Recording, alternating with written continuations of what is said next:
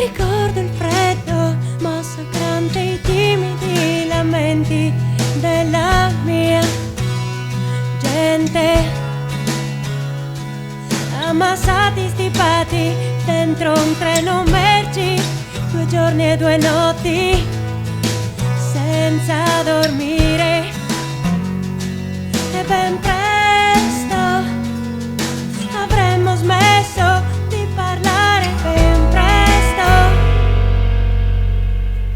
Ricordo il freddo massacrante, il giorno che perdemmo per sempre i nostri figli, affamati, assetati, privati dei nostri vestiti, ed era come ingoiare vetro.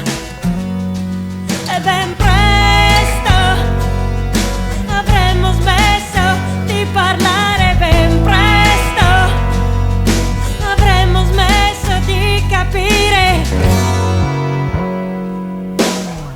Ed ho imparato a bere sempre un sorso in più.